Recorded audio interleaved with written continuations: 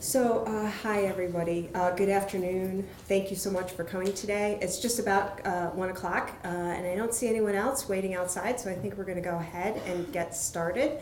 My name is Lana Earle. I work for the Department of Health in the Division of Long-Term Care. And I want to welcome you again to our first regional listening session for the design and implementation of electronic visit verification. And really want to thank you today for coming. Our real chief goal today is to hear from you. And we're going to spend a little bit of time going through some background slides for just the benefit of folks as we open up the conversation. But we look very much forward to hearing your thoughts on the matter as we think about the best way to design and implement the EVV federal requirements in personal care and home care. So as we move forward, why don't we go to the housekeeping slide, as we typically call it. Important thing, restrooms. Gentlemen are right outside, a little bit to the right, and ladies are outside and around the corner to the left. Just so that we can make sure that we have a nice facilitation of conversation today and discussion. If possible, we'd like it if you could turn off your cell phones so we don't have that kind of background noise and disruption. I think Arlen and I just agreed to silence ours, so I think we're there. And then we do have a listserv that was outside the door as you came in. That is a great way to stay connected to all the collaboration and work that we're going to do with stakeholders and throughout the process of design and then obviously implementation, and that's a great way to stay connected. We'll be reminding you of those resources throughout the day. We obviously have EVV website. Many of you found that as you signed up for today's listening session. We will make today's presentation available on the website. Also, we have 4 more of these. Am I right about that? 4? 4 more regional sessions scheduled throughout the state. They will follow today's format. We also expanded the schedule this morning to add on a webinar to facilitate participation by folks who may not be able to attend one of the in-person sessions. I believe we scheduled that for June 24th. And so hopefully that will be a session that folks can make who can't attend the in-person one. And if we need to have more of those, we can certainly do that as well. We also have some state staff in the room that may be helpful in facilitating today's discussion. And 2 more introductions, and then we can probably get started. At the back of the room is my colleague, Mike Wren. He's in there. And he is recording today's session. So you might hear me repeat a question that you have. So that we have the benefit of making sure that the question can be heard on the recorded session. We will walk around with a microphone so that folks can hear you ask your question in the room.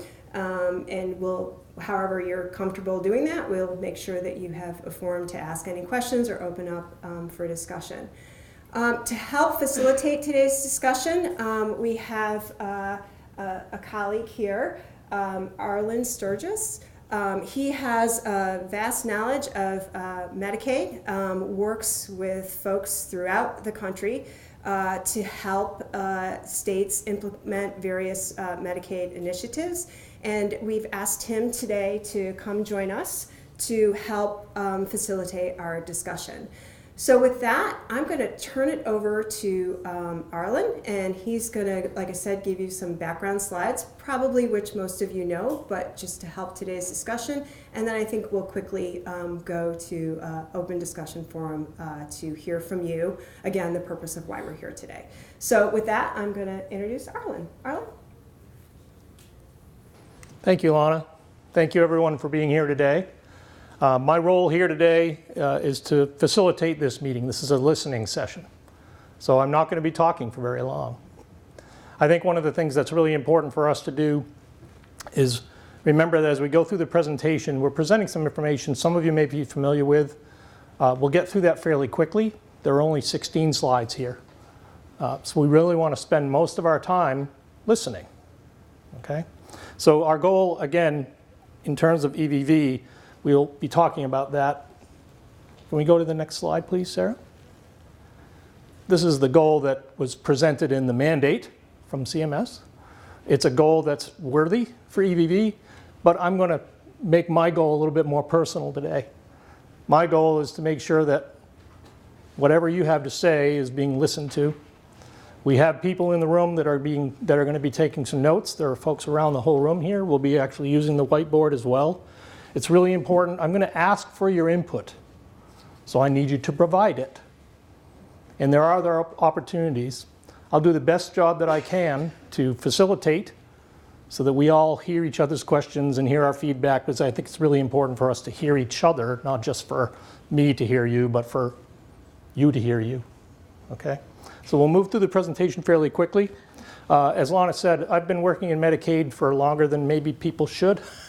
I've been doing it for a long time, and I'm proud of it. I'm very proud of the program. I'm very proud of my experiences with it, and so I'm happy to be here, okay? So I'm going to move through my notes fairly quickly. We'll stay on the housekeeping page, one back if you don't mind. Just one last thing. Lana mentioned it, but I want to reiterate it, okay? We have the EVV website. We have a listserv. We also have an email address. All of them are listed in the presentation. So feel free. You can speak up today, and I hope you will. I really hope you will. But if there are other opportunities that you have later on, something you think about, something you want to say, something you want to ask, the EVV website is a great vehicle for that. And it's already up and running. You'll see the link further into the presentation. Okay, so we mentioned that we're taking notes. We mentioned the websites. Lana also mentioned there was an announcement today on the MRT listserv for a webinar that's happening on the 24th of June. So that's out there as well. So if you have folks that you know that we're planning on being here, let them know about that webinar. Okay, we'll go to the goal one more time. Thank you, Sarah. So again, this is called the listening session. Right now you're listening. But I'm going to start listening pretty soon. All right, we all are. So the idea is to make sure that what you have to say is heard by others. And Mike has mic'd me. And that's an important thing. We are recording. I want you to know that. It's important. And why it's important is because not only with what I have to say and what Lana has to say and others that'll speak up, but if there is a question, we want to make sure we actually get it, that we can answer it, okay? So listening is what this is all about. Next slide, please, Sarah.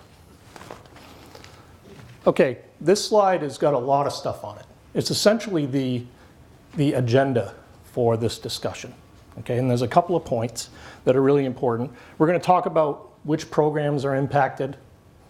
We'll get to that a little bit later on. But most importantly, what electronic visit verification systems or processes are in place now? We know folks are recording information. Maybe not all of it's electronic, maybe some of it is. But one of the most important points that I want to make here is for all of you to give us information and feedback about EVV processes, EVV systems that you already have in place. It's going to be really important for us to consider that information and for us to move forward in the rest of the session, sort of learning as we go in each of the sessions to make sure that we're collecting the right set of information, capturing how things are done today, capturing what works. Okay? So where are the EVV solutions in place today is a big one. Next slide, please, Sarah. 21st Century Cures Act. Most folks are familiar with Medicaid Title 19 of the Social Security Act. The 21st Century Cures Act is part of Title 19, right? Folks are aware of the Child Health Insurance Program, Title 21. We're not going to get into a bunch of titles, but the reality of it is what is here, what we're talking about in terms of electronic visit verification is mandated by federal regulation. Okay, so it's part of Title 19 Medicaid.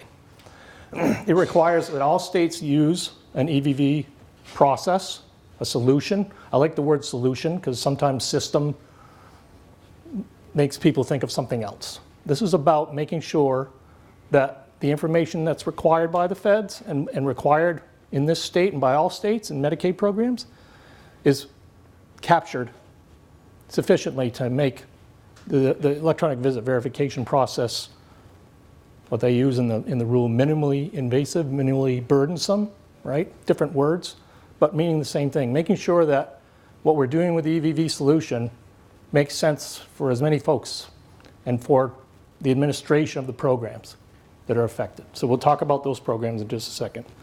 I'm not going to take questions and comments until I get through these few slides. Once I get through these few slides, I'm going to take a breath and a sigh of relief, you'll see. But the reality of it for me is that's when you guys get to really start talking with us and telling us more about what we are hoping to collect in these listening sessions.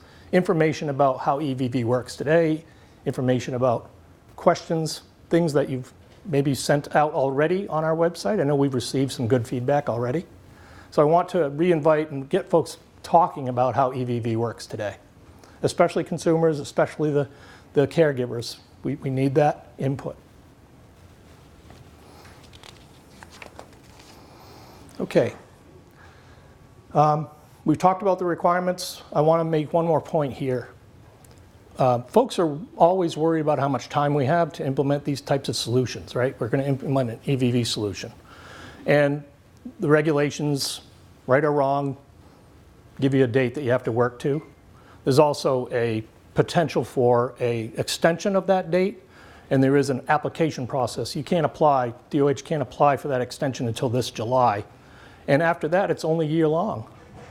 So no matter what, EVV as a mandate is happening. And even though the extension is probably going to be approved, it's not very much time. So we're going to have to move fast in order to get EVV in time.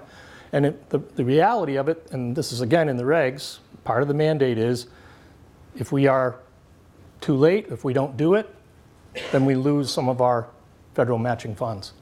And this state and no state can really afford to do that. So EVV is coming. Next slide, please, Sarah.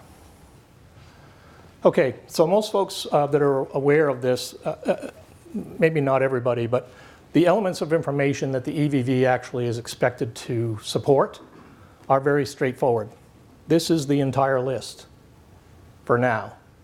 It's part of the regulations, right? So we have to collect service type, we have to capture individual receiving the service, date of service, all the same kinds of information that anyone today that's providing a service or receiving one is aware of.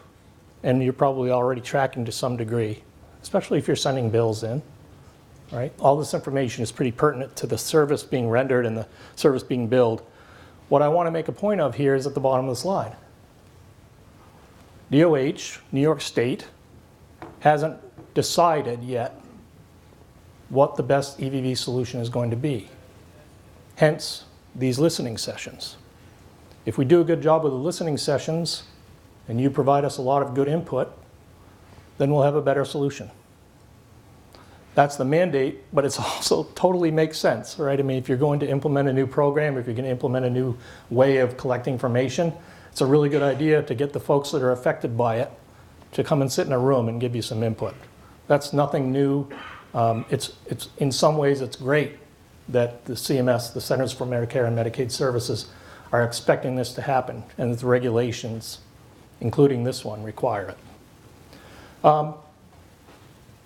Many of the consumers out there right now are already verifying their visit information, right? They do that as part of the process of receiving care and making sure that the care plans are adhered to and that you haven't lost any time, any services on your care plans. So it's really important for us to understand, and I'm stating this, the obvious here, we're already tracking a lot of this information. The mandate is to make it more electronic. CMS has a right under the regs to do these kinds of mandates, and they also try to use the data to a degree. But really it's not really changed in terms of the way that we're collecting this information, except that we're making it electronic. Okay, we still need to collect the same information, regardless of whether it's on paper, on a website, whatever it's going to be. Okay, so verifying visit information isn't really new, but we're going to try to give it an electronic twist. Okay, next slide, please, Sarah. Here's the slide that talks more about the programs that are affected. Personal Care Services Program, the PCSP, the CDPAP, Consumer Directed Personal Assistance Program. I think that's very familiar to most everyone here. I think this is one of the critical programs that is affected and has a reason for this kind of visit verification to be in place.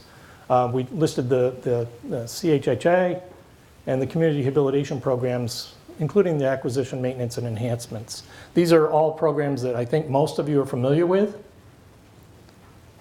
We didn't go for all of Medicaid. We didn't go for everything under the sun. We went very, very specifically towards these consumer-directed programs. Okay? All right, next slide, please, Sarah. These are the guiding principles. I won't read through all of them. There's a couple of them that are, I think, more important. Collaborating with all of you. We use fancy words like stakeholders. Is everybody familiar with that? I think stakeholders is a fairly common term for folks that are here in the room. I'm a stakeholder. I live in New York. I'm certainly a stakeholder as the facilitator here. All of you are stakeholders. So anyone and everyone here is invited to give us some feedback and give us some questions if need be. We've got to meet federal requirements. I've stated that already. You won't hear me say mandate anymore. You're aware, okay? But the reality of it is we have a responsibility with this program to protect all the federal matching funds that we can, and we have to live up to the requirements in the law in order to do that. So that's a big part of our message. And then meeting the Health Insurance Portability and Accountability Act, privacy, security, all the rules that we've been living with for the last number of years are absolutely critical. All right, all of that is very much a priority for DOH. It's a priority across the industry. It certainly has been in every aspect of my career. And so that doesn't go away either. And then we need to deploy this through a collaborative stakeholder engagement process. Pretty prescriptive in the regs, not always there in a lot of other mandates that CMS hands down. But this is a significant effort, and I think it's really important. Again, I'm inviting you to give me the feedback as we get towards the end of these slides, and we're more than halfway already. Okay? Okay. And then this other point here, the last one, I can't stress this one enough. This is truly important for all of us. Training. If we implement a new program and we implement a new solution that collects electronic visit verification information, how we use that solution, how people interact with it, there has to be a significant effort in training. And that is not only good practice, but it's also required. Okay, so as I get through the slides here, I'm actually going to be coming back to some of the questions. You'll notice the second bullet, what rural or urban elements may need to be kept in mind. I'm going to come back to that once I finish the slide deck, because it's going to be important for us to get engaged and to hear from you. I'm going to give all of you an opportunity to start giving me feedback, but I will come back to these questions as well. Okay? All right, Sarah, next slide.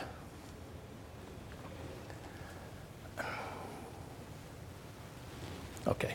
All of these bullets on this slide are pretty much what CMS and what DOH would hope to have occur, what we hope to have happen. All right, so we're going to ensure the Medicaid consumers are receiving the care and services included in their personal-centered care plans. Well, that's pretty important. That's really important because we want to make sure that those care plans are carried out. We also want to make sure that we use all the services if they are needed, right, in the care plans. And we want to reduce the administrative burden.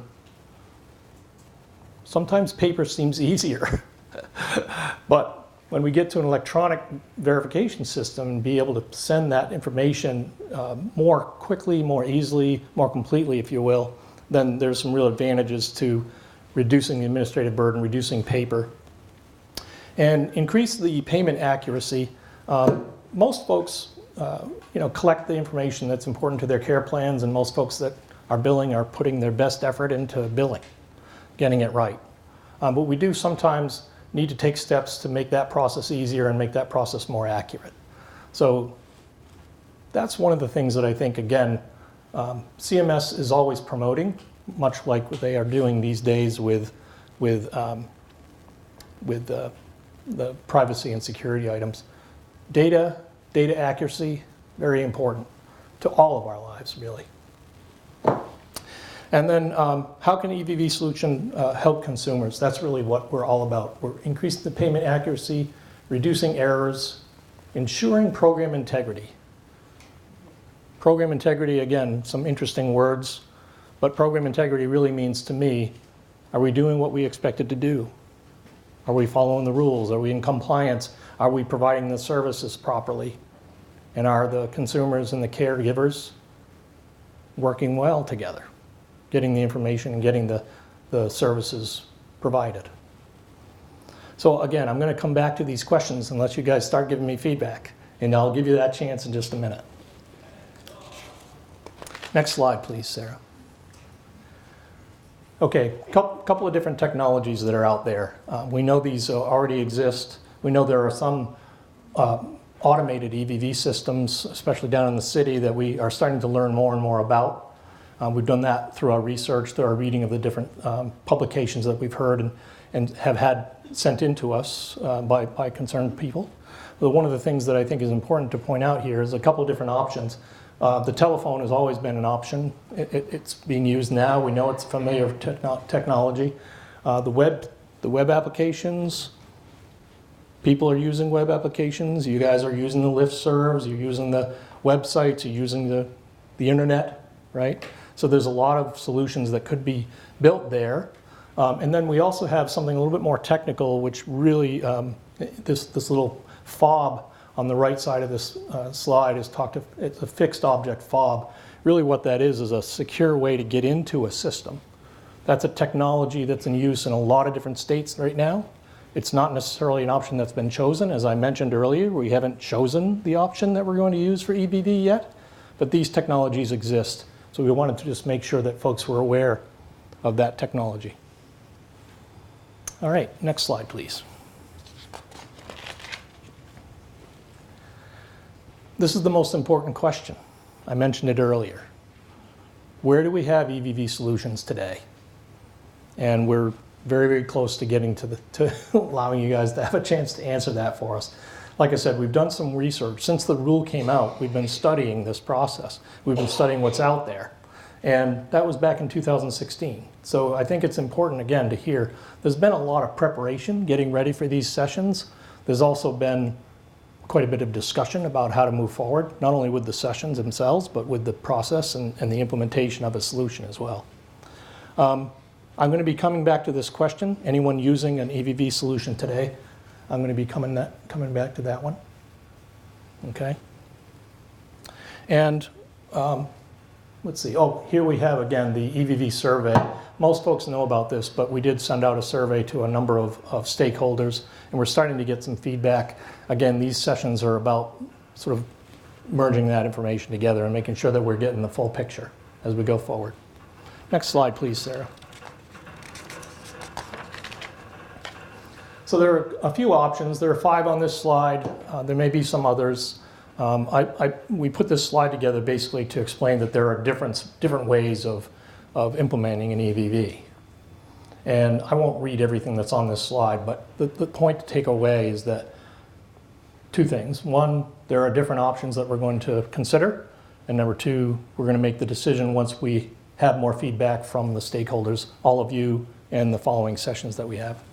Any feedback that you provide, we're going to do the best we can. Anything that you're comfortable sharing. That's really the whole point. We want to have an exchange of information. And remember, the regulations say minimally burdensome. That's a wonderful term, minimally burdensome. How do we interpret that? What does that mean? That's going to come from our feedback, our if you will, our capturing the input that you provide. Okay? All right. Next slide, please, Sarah. Wow, this is a blank slate. That means we're going to come back to this one. This is our open discussion slide, okay? I've got 2 more slides I want to get through before we get back to this one. But the reality of it is, that's what this is all about. I can't say it enough. We're going to have an open discussion. You guys can stay here as long as you want. We want to hear your input, and we're going to listen to it. I'm going to listen to it as best I can. And as a facilitator, I'll be moving around the room trying to make sure that those bits of information, the input that you provide, is being heard not only by me, but by everyone. So we'll be moving through the group with our microphone. We'll be repeating questions. We're going to have an open discussion. All right? Next slide, Sarah.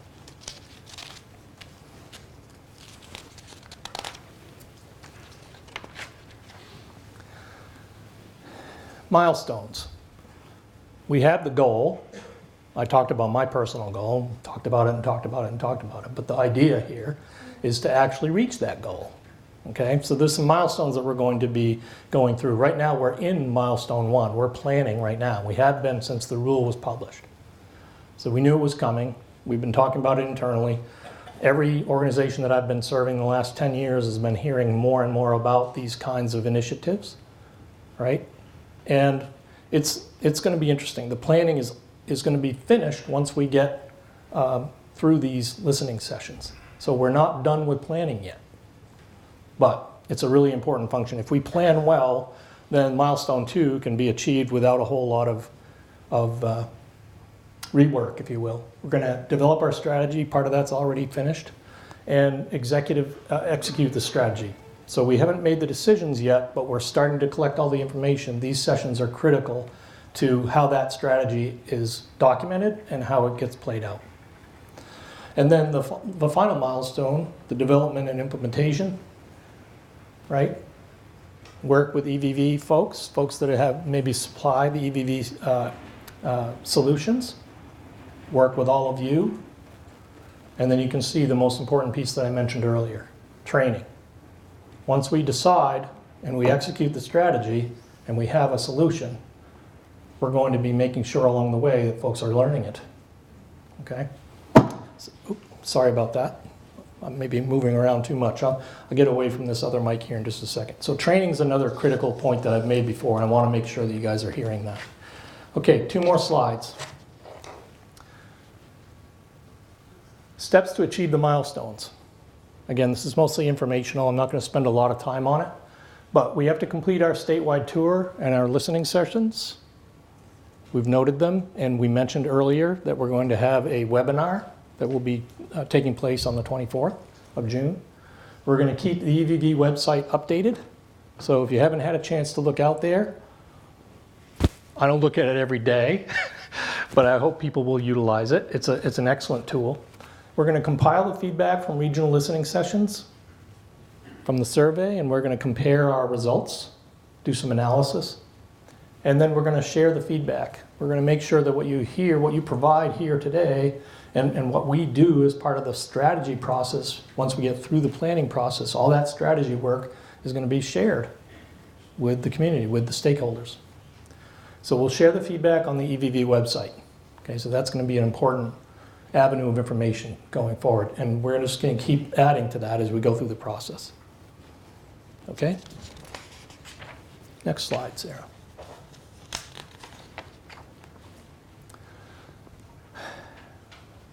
We have to achieve the milestones.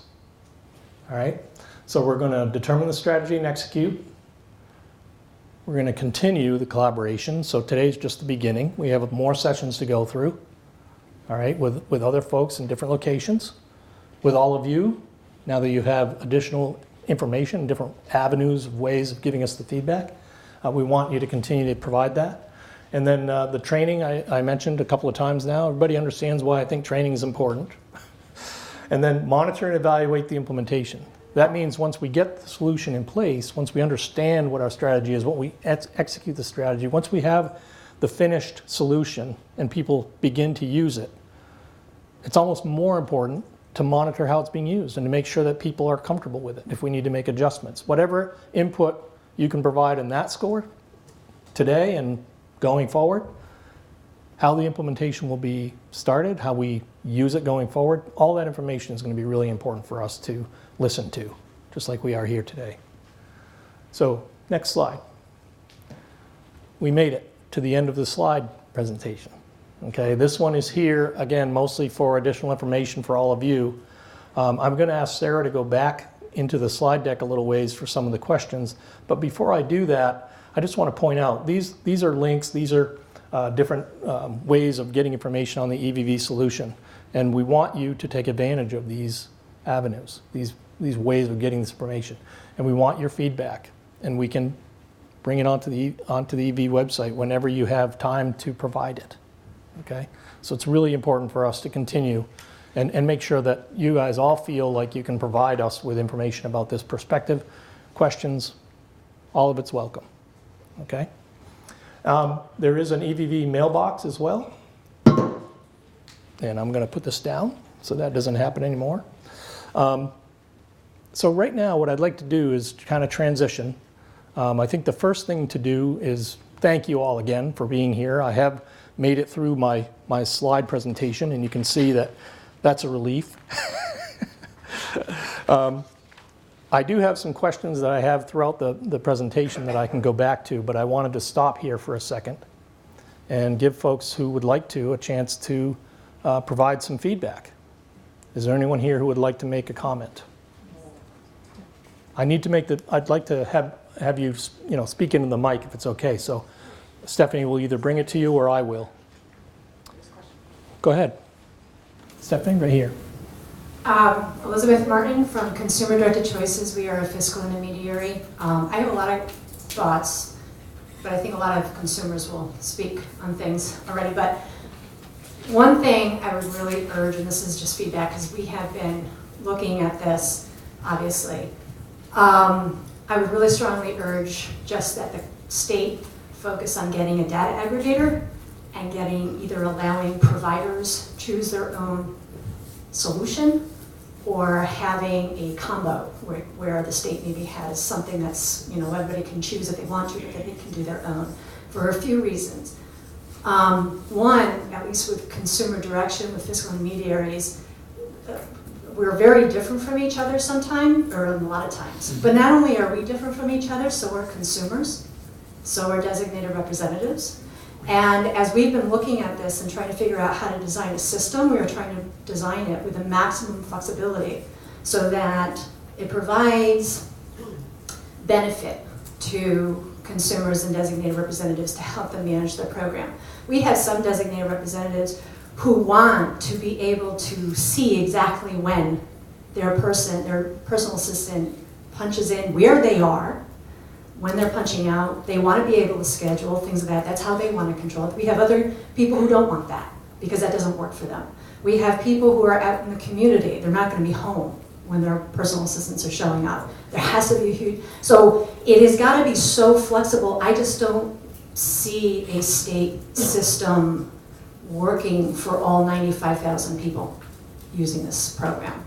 So I would much encourage the state to allow one of those two options. So Appreciate it. That's great. Anyone else? Someone else had their hand up right here.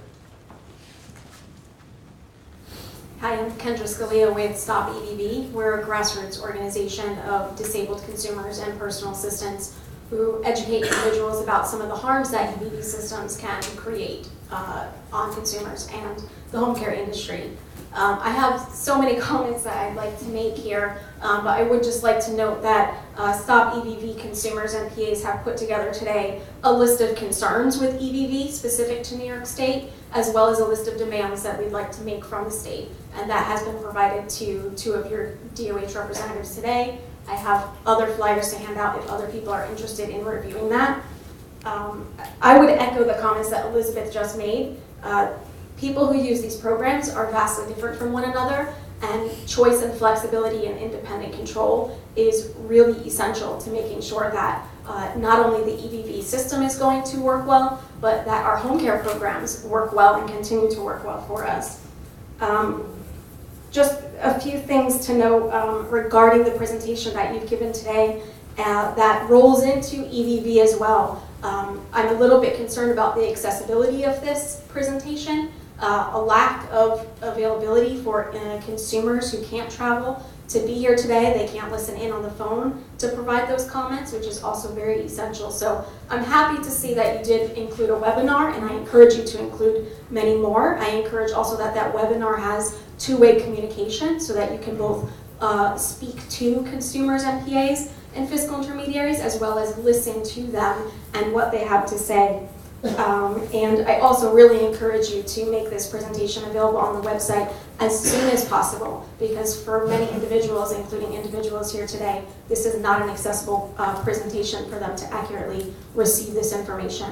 And that just goes forward into EBV systems that we design. So making sure that we keep in mind that people, as much as they are independent from each other and different from each other in the way that they manage their lives, are also very different from each other in the way that their disability impacts their ability to access technology.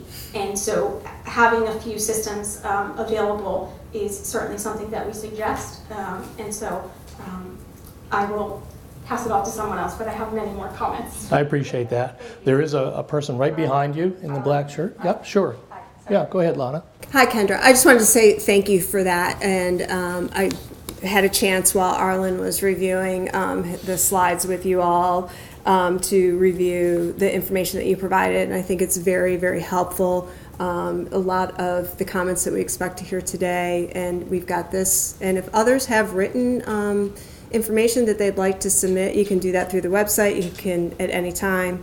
With respect to the webinar, our goal was to, as much as possible, design it just like today's session. So it will be facilitated by an operator, and there will be the opportunity for folks to comment as they call in. So, and as I mentioned earlier, we are happy to have more than one of those webinar sessions.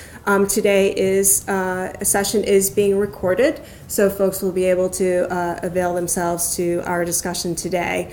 And absolutely on the PowerPoint, we can certainly post that as quickly as possible after today's session, and appreciate the comments on the venues, right, for how we ensure that we are doing stakeholder collaboration. And if there's any other comments along the way that come up that you think would be helpful in ensuring that we are communicating, please, happy to help, definitely. Yes, if you could just make sure you caption the video that's going up on the website, that would be great. I'm sorry, I didn't hear. If you could be sure to caption the Caption. video of this. Yes, we will do that. We actually talked about that this morning. That unfortunately takes time, but we will definitely do it. So we'll have to ask for the patience on the caption, but we'll definitely work towards that. Thank you so much. Okay, sorry, Arlen. No problem. And Yeah, oh, I'm sorry, I should Sure. stop. But there's also, I have two other documents up here too that I just want to also say thank you for receiving. We've got the NCIL and Concepts of Independence, two papers as well. So thank you very much for those. And I had a chance to breeze through those as well, and very good and informative comments. Okay, so we're going to keep going because we have a few other hands that were up earlier. I tried to get, okay, you already have the mic. Thank you, Stephanie. Okay, my name is Sandra Hans. I'm from the Interagency Council. We represent agencies that provide services to people with developmental disabilities. Our field has been going through a lot of changes. We just suffered through a state-selected system for care coordination that still hasn't quite figured itself out. We're entering managed care. We're seeing many agencies through this process not be able to make payroll, having been shut down, services being shifted or ended. And my concern is that although I support EBV as a former provider of in-home services, I always wanted to know whether my staff were there doing what they were supposed to be doing. We used to use a telephone verification. Right. But again, I think having an open selection would be a good process, because there are providers that have electronic health records that have these web-based services already embedded in them. They're paying for them. But there's also a cost with EBV. You know, saving on your payroll, I don't know how that works, because you don't just pay people for the minutes that they're giving a direct service. with home care in our home community services that's embedded within a larger program. So the person gets paid a salary for the day, not just for the hour that they're in the community with an individual. So I don't see it tying into our payroll. Billing, we have billing companies, we have clearing houses. I'm assuming that has to tie into that. We have part of our community care has already been pushed into managed care, straight managed care, because there are individuals who live at home with families that sign up for managed Medicaid, and they're part of that. So there's we have 60% of our population is dually eligible. I don't know how that dually eligibility impacts upon all of this. So there's a lot of components to this that needs to be looked at, and I think having a single state solution would not necessarily fit everyone. There's a lot of different variables there, and I'm hoping that there'll be money somewhere in somebody's budget to help support the adoption of this, because there is hardware and software involved, and that costs dollars that our agencies don't have. Much appreciated. So we've heard some comments about flexibility. I won't go to the cost piece yet, but certainly it's a concern. Other comments? All the way in the back. Mine's really just a follow-up question, and I'm going to probably mirror what the other FI provider agencies in the room are saying, and that is, I know we've already started looking at sourcing EVV vendors in order to be compliant with the start date, and then kind of preparing to see what will interface with our existing EHR and such. I guess I'm left more with a question of why the state would decide to go with a state-implemented plan versus a software solution versus allowing providers to select their own program.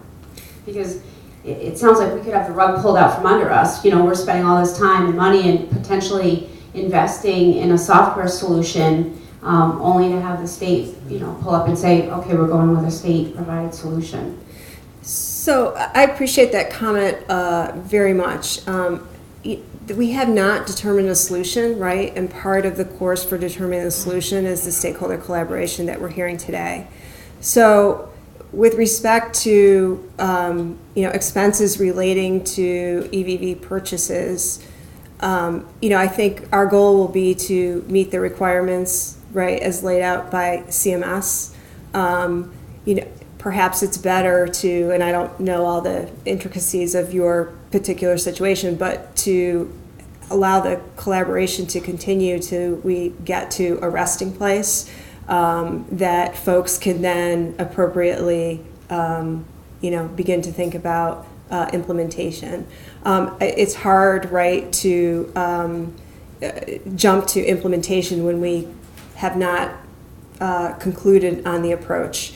And so far in this room, and we've got 4 more sessions to go, webinars, written comments to receive, and miles of road before us. But we've heard today flexibility is very important, right? I think I'm hearing one of the things we had, the 5 bubbles up on the potential options on the screen. Ask Sarah, if you could bring us back to that slide. There we go. Right. And one of the things that we that can be entertained is there can be a combination of some of these approaches too, right? And so I think that backs up to trying to make sure that we get information on what does the landscape look like today. The survey results, right, due I think tomorrow, is that right? May 31st, which I think will provide all of us, right, some really good sense of what is out there today and how can we be both flexible and then to the extent that it works and meets the requirements, leverage what is existing infrastructure today. I think those would be, some of the key goals. So I would, think about holding back a little bit on, major investments until the landscape, has been laid out there, and hearing about flexibility and maybe one statewide approach isn't the best is some good feedback for today. Thank you, Lana. Good. We have a few more folks with their hands up. Why don't we go right here? Hi, Brian O'Malley with Consumer Directed Personal Assistance Association. I would just echo the calls for flexibility. I think this until July or August of last year, this proposal was originally supposed to take effect January 1 of this year. So most of our members have been looking at implementation since well before January 1st of last year. Many of our members have been using EVV either voluntarily or through contracts for the better part of 20 years and have been working with their vendors to make sure that they are in compliance with the Cures Act.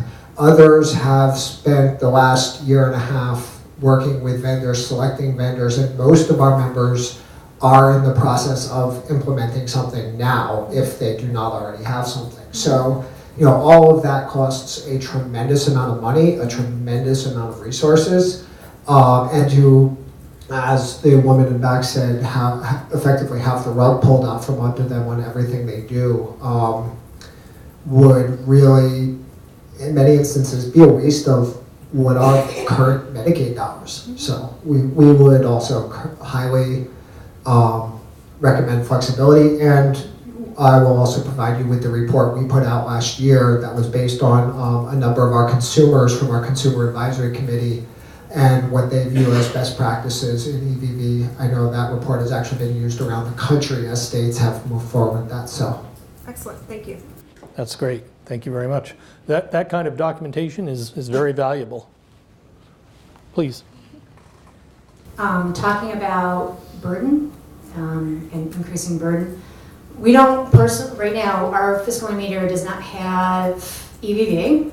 We have paper timesheets. Consumers sign off on it, the workers sign off on it, and it just enters the hours, the shifts that they worked. It does not include anything else on there because I am not responsible for the plan of care. So, and honestly, we're developing a system so that the data, the handwritten data, is going to be able to be auto-scanned right into our database system. So in terms of streamlining, we're kind of trying to move in that direction. It would become very burdensome, and I don't think contribute to anything about compliance if you started having it where consumers had to make sure their workers, and it's also kind of intrusive, entering in exactly what they're doing during their shift. One thing I want to be cautious of with people is I hear a lot of times that people think that EVV is this panacea for fraud. And first of all, I think there's even studies that consumer direction really does not have much more fraud or any more fraud than any other kind of program. But this EVV system, you might be able to catch something here or there, but for the most part, it's not going to just eliminate fraud. And by documenting what everybody's doing, it's not going to eliminate fraud. If anything, it's just going to add burden. So I would really strongly encourage that the state does not require that for consumer direction, that every little thing that is happening in that person's life during that shift has to be recorded electronically and up into the ethers for everybody to see. So. Great, thank you. You have a comment? Yes, I do. Okay. Let her give you the mic first. There you go. Okay. Thank you. I am currently in self-direction through OPWDB, and we do document through paper everything that goes on. And I will say that system is burdensome, but it's helpful in the fact that if there's a problem, I have all this work material to go back and find the problem. But I would also say that electronic system, while it would be helpful in some cases, doesn't capture some of the problems. Like, what about areas such as, say, Grafton, where internet access is almost non-existent? You can barely make a phone call going down that route. So how would you record information out there? And who would work out that way? So there has to be some sort of paper backup for a lot of these things. Very much appreciated. I know there is a regional difference in the need, and that's great feedback. I really like hearing from both fiscal intermediaries and consumers. There's a woman right here. Stephanie, please. Hi, I'm Denise Denoto. I'm a consumer who happens to be employed at a fiscal intermediary. So I'm looking at things from both sides. So the consumer in me sees these options for implementation, and I want to know how many of these options make you a joint employer with me. Because right now I'm not a joint employer with anybody else. And the labor laws change when I become a joint employer with New York State. And is the state really going to assume that role as a joint employer? And what will that mean for the 95,000 consumers who use consumer-directed personal assistance? And how we will have to live our lives. Also, it has been shown in other states that EBB systems do not need to be contemporaneous. And I applaud those people who are not making it be contemporaneous. I am often not with my personal assistant when she is doing work for me. And to choose a system that requires me to be with my personal assistant all of the time would be very burdensome. I appreciate that we're trying to maybe make this administratively easier in this age of electronics, but not everybody has access to electronics. Telephone will never go away, and it is some people's best option to do something, but again, it can't be contemporaneous. If my PA calls in, I have to be able to call in and approve a timesheet at a later time. And they have to be able to call in from anywhere, and I have to be able to call in from anywhere, because guess what? I work and I travel, and I'm not always home. It's a great comment. Thank you very much. And again, you can see Courtney is furiously writing some of our comments down, and we're hearing some good patterns, which is great. Other consumers, other FIs that want to make a statement here, that want to give us some feedback, please keep it going, folks. We want to hear more. If there's other examples. About why the survey was not electronic. I mean, Survey Monkey. It's free even. It's a great question. It boggled my mind that I had to tell my agencies that they would have to download the survey, fill it out, and then scan it as a PDF and send it back through an email. And how is that information being tabulated then? Are you talking about the survey that we put out to providers? No, it is electronic. The one that is posted we sent it to a list of providers that we identified as folks who provide personal care and home care services through our eMedNY system. And that went out to them directly, electronically, for them to complete, fill in, and return on May 31st. And those were OPWD agencies as well? Anybody who had any claims related to personal care and home care. So Enrolled providers, yes. right. So that went out. What is posted to the website? We just wanted folks to be able to see what the survey was. So what is posted to the website is just meant to be a transparent posting of here are the questions that we have sent to providers to respond to the survey. That was the only thing I heard of the survey. So there was some confusion about that. That's okay. We'll continue that. That's part of what will come out in the record of this meeting. So that will be information that we can continue to pass on. If you think there is somebody who that you're aware of in the provider community who did not get the survey from us directly in that electronic vehicle to report back, just let us know. Okay, I'll check, because none of my providers called and asked any questions about the survey. And I'm sure if they got something, that would be the first call they would make. What is this? What am I supposed to do with it? Okay. All right, well, that's a great note for us to take. Appreciate that. There's been a couple of folks waiting. Thanks, Stephanie. Go ahead. I have some additional questions about the survey. So I tried to look at the PDF online. The link is broken. Just a heads up. Oh, all right. So you can't actually access the PDF of it. Okay. All the questions are really appropriate, it seems, for consumer direction. Asks how many caregivers we employ. Well, we employ 0 caregivers. So correctly, factually answering that question doesn't allow us. We would be lying to the meat of what you guys actually want. We only ask for EBB systems that are currently in place, and we've been doing a lot of work to get stuff in place, but it's not in place now because the ones that exist already really just don't fit our model. So giving you feedback on things that we've implemented doesn't actually, I don't think it's beneficial, because the things that are implemented currently aren't great. So. And how do we figure out who in our organization got that email to submit electronically? Because we were going to just email it to you because we don't know who actually. Right. So if you didn't receive the survey from us directly and you want to complete it and send it to us, you can do that. Okay. Absolutely.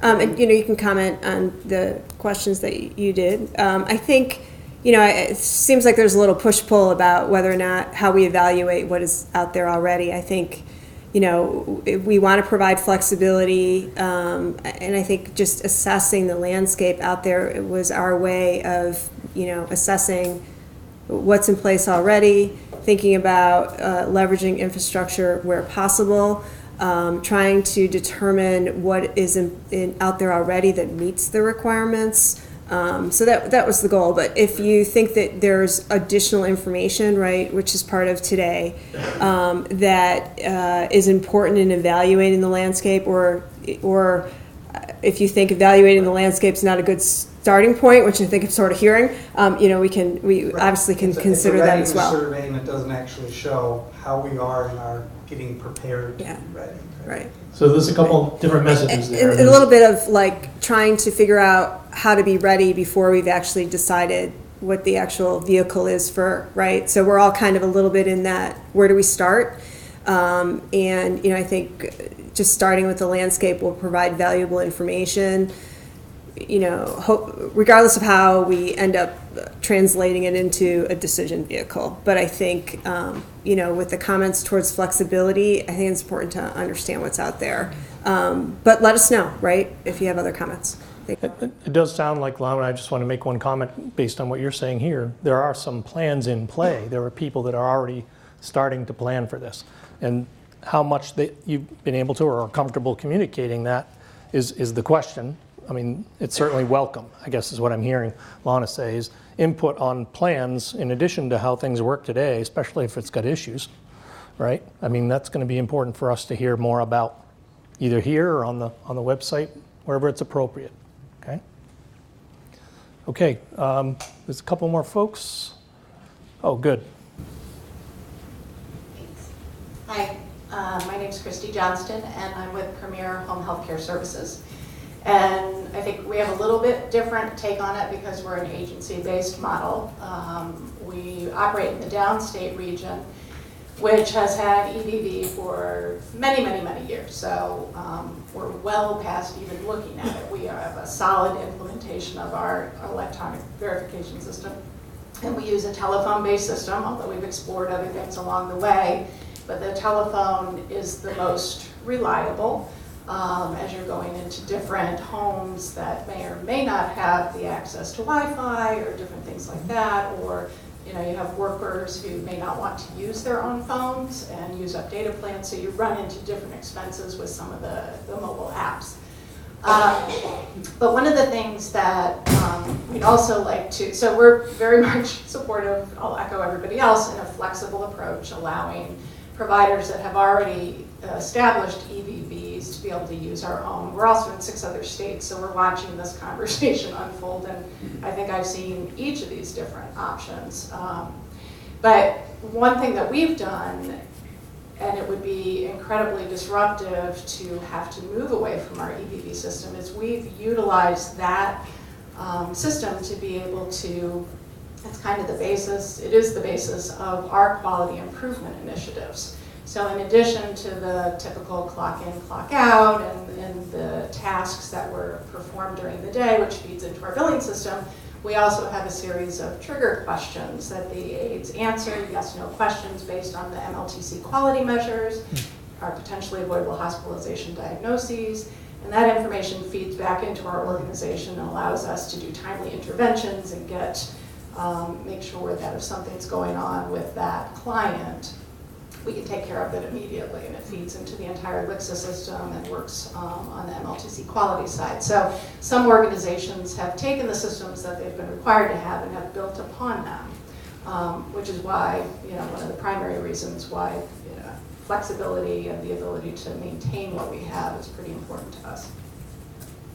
Okay, great. I know there's been a few times when we've talked about quality. The regs talk about quality to a degree, not very well, but I'm glad to hear that there are some advancements in that area, because that's really what it's about, right? If we're going to study, if we're going to collect all this information, then it's probably good for us to use it and use it to increase quality. I want to try to make sure that folks that want to speak up that haven't already get a chance.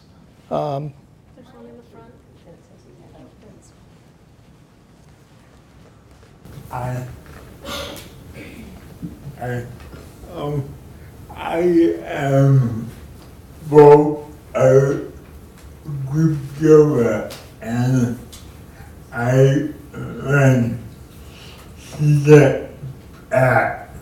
And my question is about liability.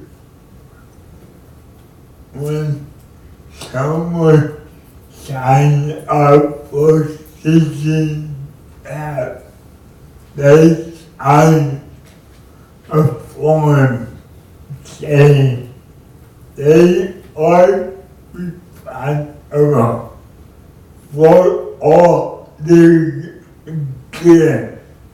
Now, when my age doesn't come in right now, there's no one looking over that and saying, what are you gonna do?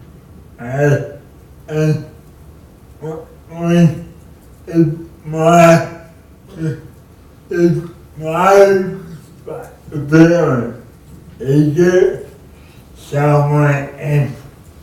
Now, with easy, somebody is gonna be looking over like that. Now, who's liable? Who is liable? I appreciate your comments, and I'm hearing it as best I understand. You're really concerned about making sure that you as a consumer stay in control of the services, and that you as a consumer make a choice about your caregivers, and you stay involved with that. Yeah. And it's more than that. Much more. I understand.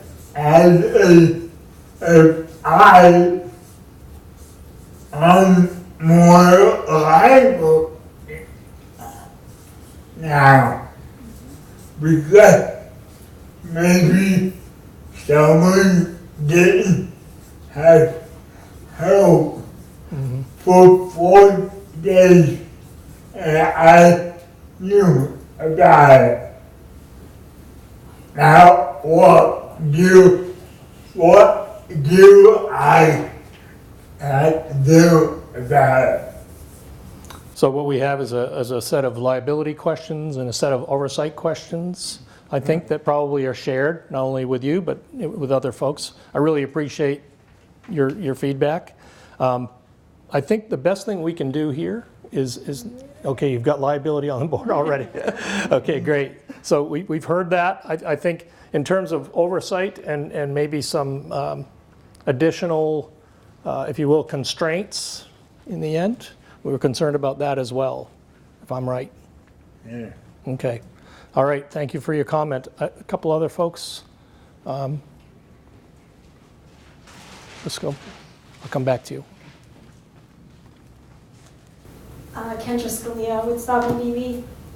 One of the things that we really push for and that we would love to see in New York State, we're seeing it roll out in a couple other states across the country, is a commitment from the state to either through a state system or through guidance to a provider choice system, prohibit GPS, geofencing, and biometric data collection. These types of components in EBV systems not only violate constitutional rights to privacy for both consumers and personal assistants, but we're seeing them do grave harms in states where GPS, geofencing, and biometric is being used, to the point where care providers are leaving the industry because they're not feeling respected or dignified at work, being forced under this surveillance unnecessarily. And what that's doing is placing an added burden on top of the provider shortage, which is nationwide. And here in New York State, we're going to be the hardest hit from the home care shortage by 2025. There's an estimated 85,000 jobs that will be available with no one to fill them.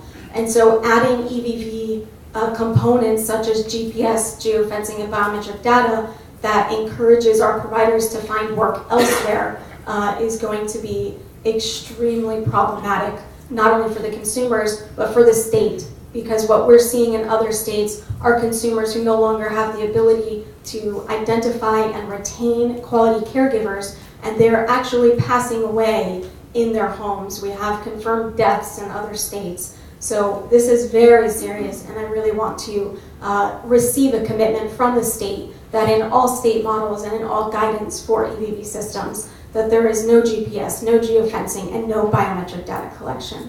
Thank you. Appreciate it.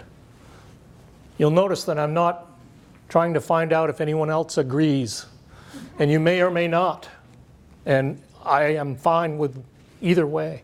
But the reality of it is I really want to make sure that we're hearing from all of you. If you agree, that's fine. If we have similar concerns, we've heard that about flexibility. We've heard that about some of the constraints especially. We've put the models up here. I think we're doing pretty well on time. Is there anyone else who wants to make a comment that hasn't been heard yet?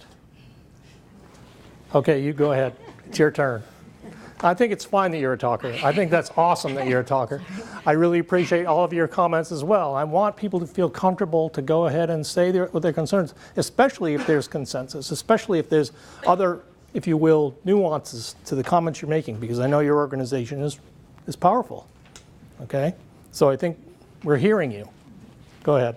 One thing I would say should be a requirement when it comes to CityPath, if this, as this gets rolled out, is that the system not be allowed to take control and management out of the consumer's hands. I've heard of some EVV systems down in New York City and where else, because the only systems that existed were ones for home care, were that the consumers were not signing off on timesheets, they weren't editing anything, they were kind of like cut out. That, I would say, should actually be a requirement. Whatever the system is, has to make sure that the consumer is maintaining control over everything. Their responsibility is verifying time and things like that. So just a little comment of one requirement that I think should be. Great. Great. I'm going to ask, as we had a little bit of discussion about some of the stuff that's happened downstate and it's been in place for a long time. And I'd like to know from the rest of you, if there are EVV solutions in place, especially if you have a name for them, if you can describe them, if they're written up, if there's any documentation for them, we'd be really interested in that. Because I think part of that landscape, right, we've been talking about the landscape, but we've also been talking about plans, things that are work in progress, so to speak. So there's a lot more information, I think, that this group, these stakeholders, all of you, can provide us. And I'd just like to invite that as we go forward. I'd like to hear more about the solutions that exist and the solutions that you have in place. And if you like them or not, that's important information.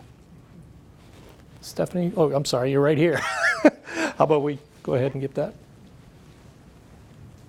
I'm so glad you're welcoming solutions. So Stop EVV has actually developed a few different solutions, and they are being placed right now through implementation in the state of California.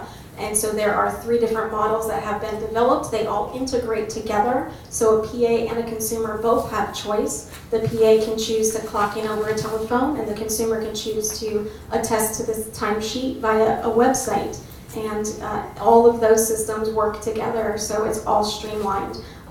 In that handout that I did provide on the demand side, at the bottom you'll notice that there's a link to best practice materials at stopevv.com/best practices. And on there you will find two videos to the 2 models that are currently already out in California. One is a web portal timesheet where consumers and PAs can both log in with their own unique passwords, clock in, clock out. They choose where the location was so that there's no GPS being used. They either check home, community, or both. And they also have a telephony visit option that you can use. And they have that model available on the video as well so that you can check out how that works. And that telephony visit also works at any time during the week. So if someone forgot to clock in on demand, they can call in at the end of the week, or if they choose to call in at the end of the week and clock in all of their shifts, they can do it that way as well. So I encourage you to check out those 2 models. California is also currently developing and will be rolling out by the end of this fall a mobile app that, again, uses no GPS, no biometrics, and will be integrated with the other two systems. So that way consumers and personal assistants can choose to use either one at any time during the week to capture all of the requirements of the CARES Act. Again, a good argument for the kind of flexibility that we're hearing around the room here. Are there other consumers that go ahead? Right here, Stephanie. I'm John Harper from Orange County, from Independent Living, and we are a fiscal intermediary. I'm a systems advocate under the New York Association for Independent Living, and I'm also a consumer. And what's very, very important to me, and has been said, is that all that we do is to empower the consumer. And it is so important that people have choice and control.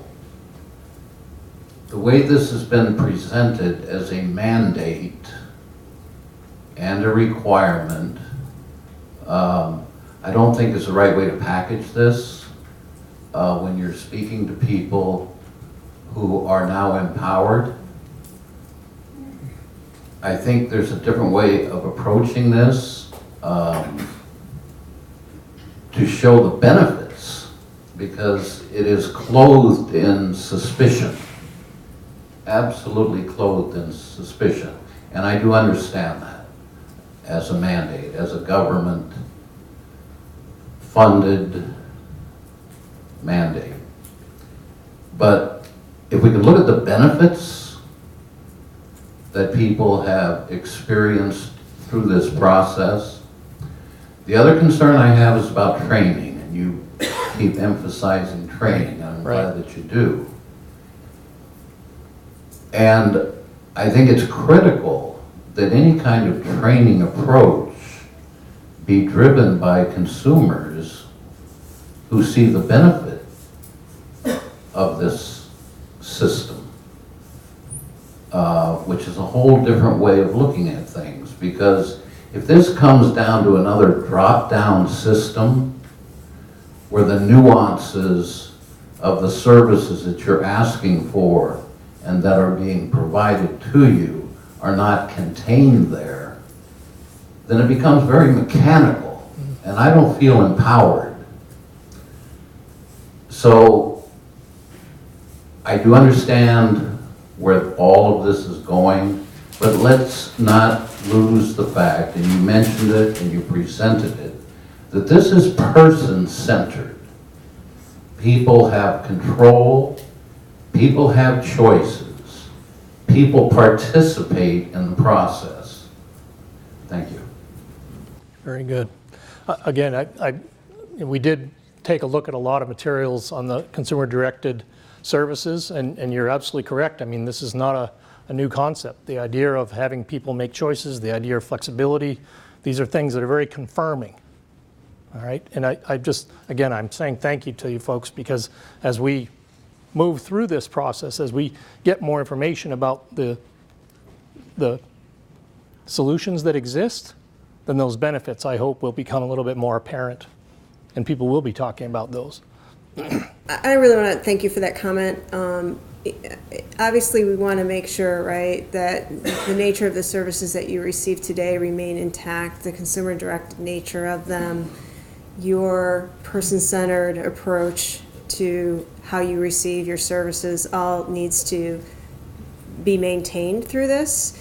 And I think the idea is to hear some of the issues around what you're worried about for implementation, and then as we move forward, take approaches that apply parameters around solutions, whether they be one solution or multiple solutions, with the noted desire for flexibility, and use those parameters to ensure that we don't lose sight, right, of those primary goals, right? Not goals, but of our primary considerations for how services are delivered, with the consumer being in charge of their services.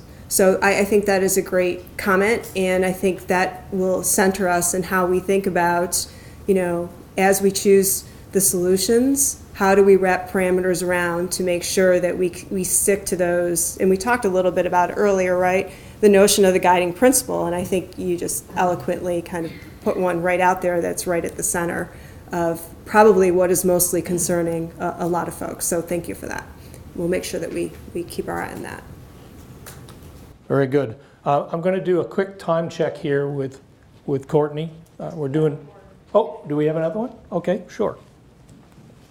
Hi, I just, as we're talking, wanted to make one other point that however the state moves forward, it's important that this happen sooner rather than later. It's going to take FIs at least 6 months, either to implement a new system or ensure that modifications are made to their current systems to meet any new requirements that the state imposes in a provider choice model, if that's how you go. So, to get that system implemented, to do tests on it on a smaller level to make sure that it is integrated properly and that consumers can use it, to train all of their consumers and the consumers' PAs, and to fully unroll that system, FIs need to be moving. And part of the reason FIs are moving now is because they have to. They can't wait until October or November and want to implement something. It will take 6 to 8 months in order to do it correctly. Thank you. Thank you. Very good. Okay. I think we're doing really well. We have some more comments. Stephanie, right here. At the very beginning, you mentioned that the stakeholder is everyone in New York. I would encourage you to engage the electronic health record vendors. In our field especially, they're small. Some of them are relatively small. They're very focused in on what's happening in OPWDD and IDD services and so on. And I think some of them do have EVV embedded within their electronic health records as part of it. I think I know for one that has it as a web-based application that you can utilize, in the community and so on. So I do encourage you to speak to them and engage them as well as to what's going on there, so that it's not that we're told, oh yeah, so then you just have your vendor link with our system. It's like when people tell me, oh yeah, just change the website. Like I magically wave my hand in front of the screen and it changes. There's a lot involved. Over here, Steph. I was going to stay quiet, but Please my don't do that. Sure. Make sure that you speak up. That's good. My name is Keith Boucher, and I represent NetSmart Technologies. We are an electronic health record vendor. We have been around for about 50 years, and were founded in the state of New York. We represent a number of providers in the state of New York that are using our EHR. We do have an embedded solution. The question I had, most of my questions were answered by folks. Sure. But the question I had, you mentioned the extension. Is it the state's intent to file for that extension? Is that what you were inferring? Lonnie, you look like you want to answer the question. Go ahead. Yeah, so at this juncture, I think we will move forward with filing for an extension. But it's not guaranteed, so you do have to be prepared. Right, as I mentioned, it can't even be applied for until next month, until July. Yeah, so, and obviously CMS will review and approve that extension, and I think, making substantial progress towards implementation, I think will be a key consideration, and CMS is pretty clear about that.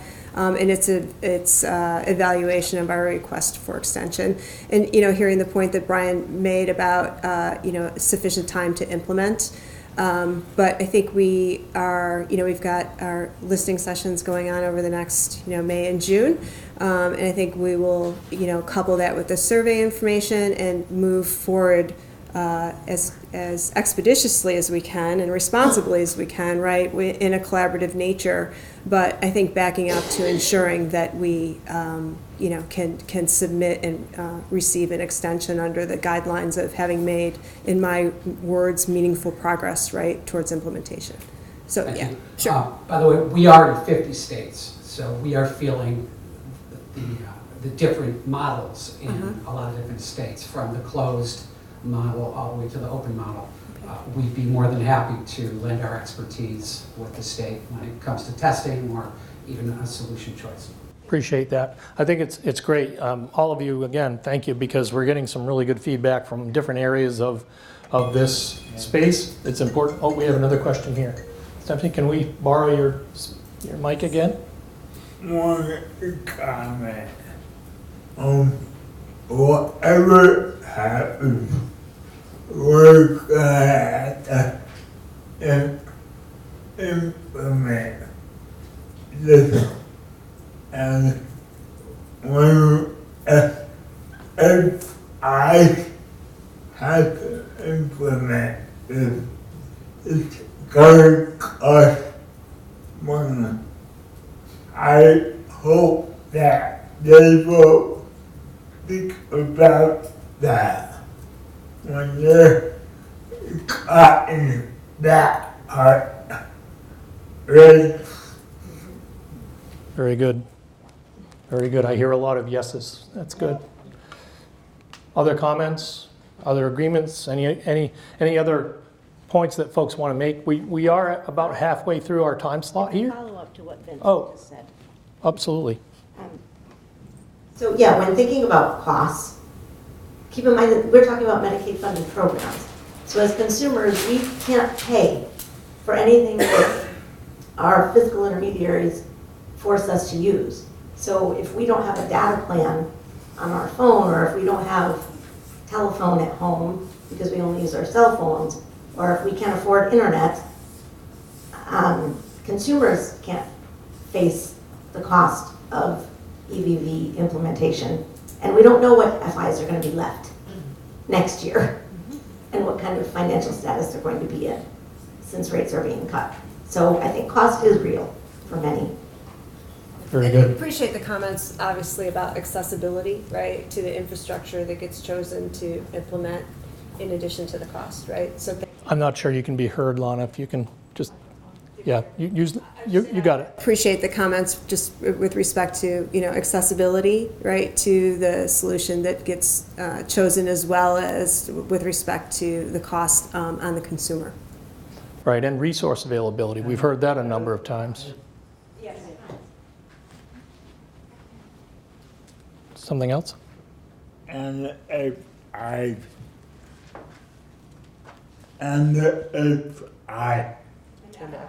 Oh, okay. Very good. Thanks, Vince. Other comments?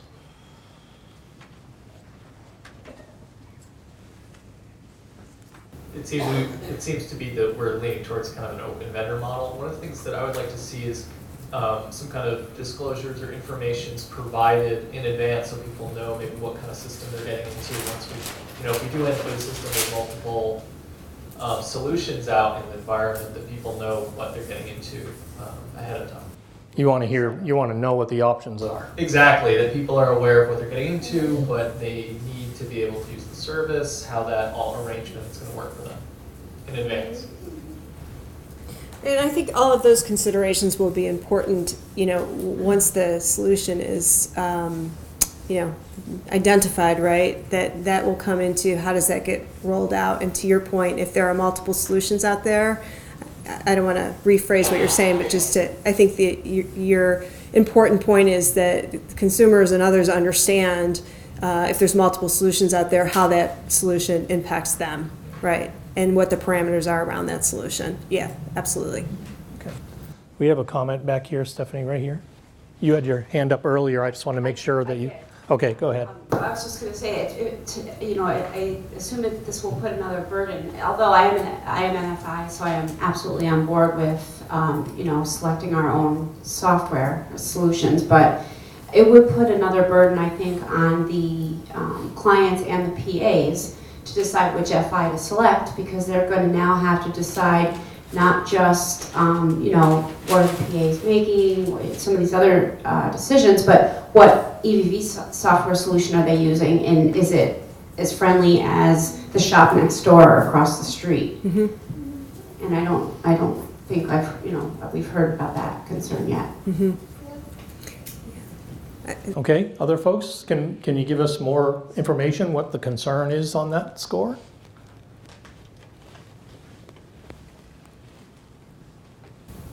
Speaking to that point, I just wanted to say that should we be moving forward with an open vendor system or provider choice model, that this state put out relatively quickly guidelines specific to self-directed programs and CDPAP that take into the unique considerations of that program. Yep. And also thinking about the fact that now FIs, if they become choosing their own EVD system, that they now need to have stakeholder engagement processes with their consumers and PAs to design and develop these systems. So speaking directly to that, what we're specifically looking for, especially in CDPAP and self-directed OPWDD, but in any EVD system, is something that is consumer-led. The design of it is consumer-led, so that you're hearing straight from us exactly what we can and can't work with and what will and won't work for our community.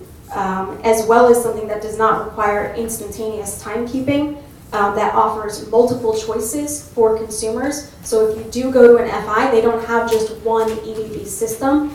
It was mentioned before that a couple of FIs are already using these systems, most of them using a telephony visit verification. And as another consumer mentioned earlier, those systems just won't work for everybody.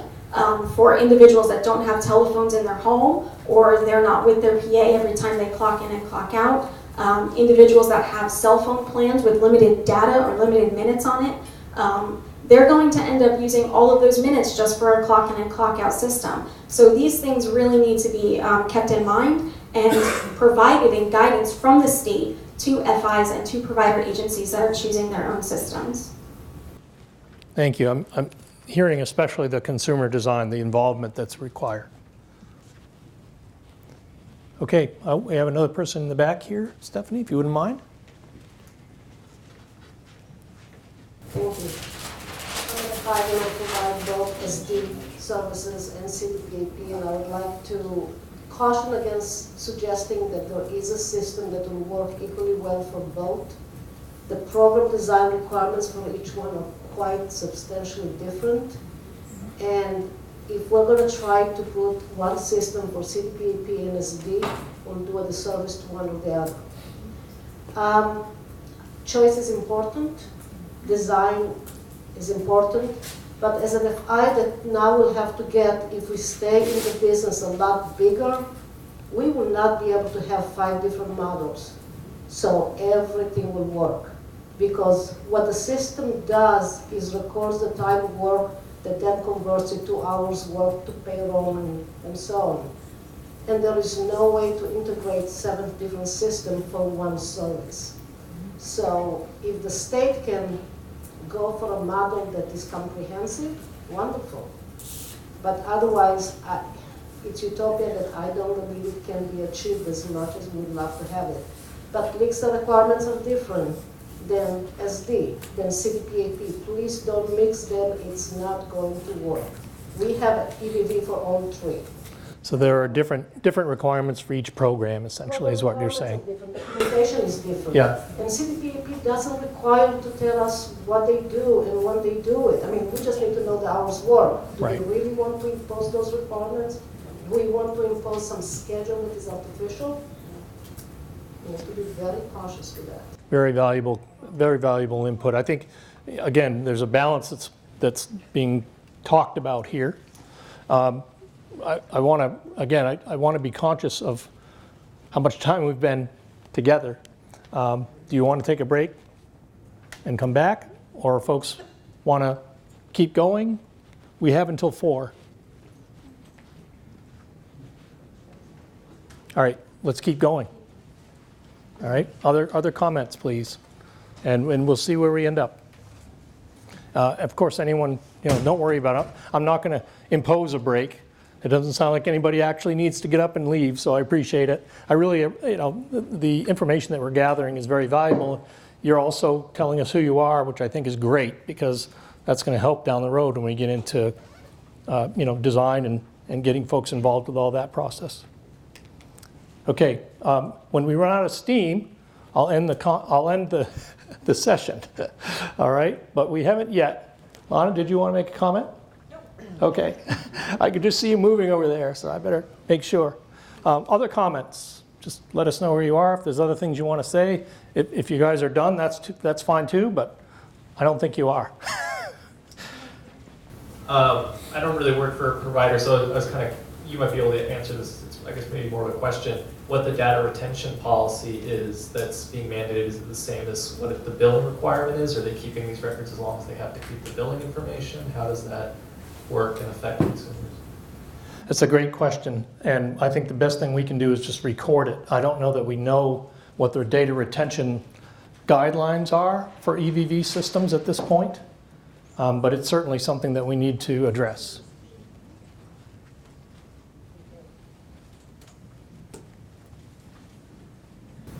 Since it's used for billing and payroll, it has to follow the same guidelines.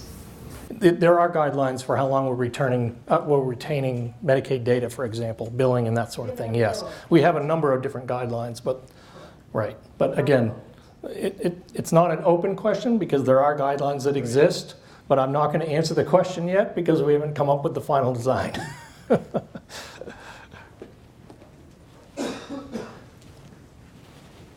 Okay, thank you.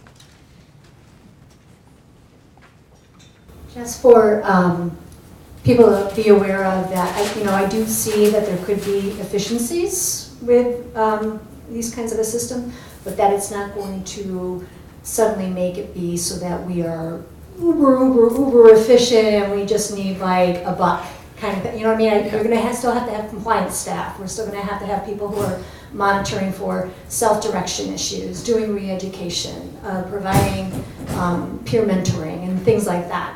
That's not what this is going to solve. This is probably going to be the equivalent of a few people in our shop. It's not going to be like suddenly we are,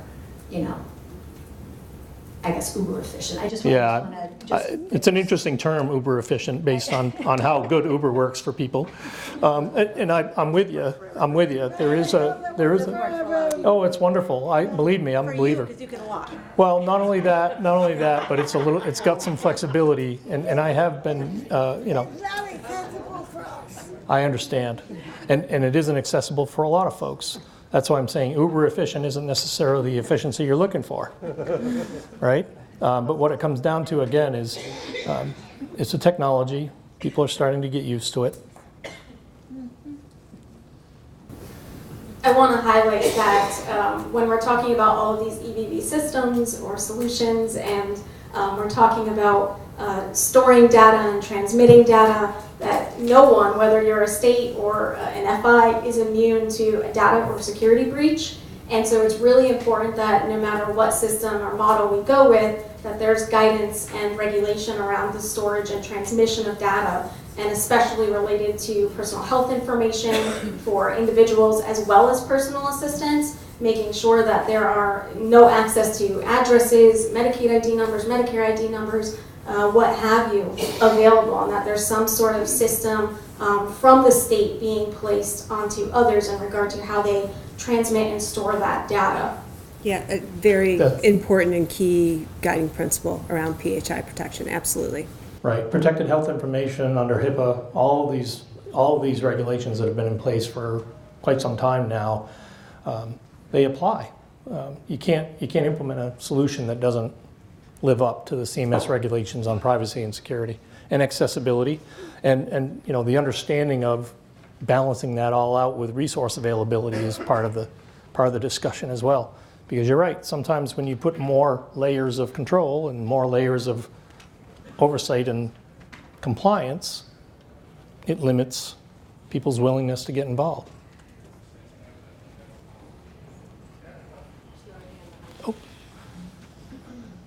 I would also encourage that the guidelines include backup.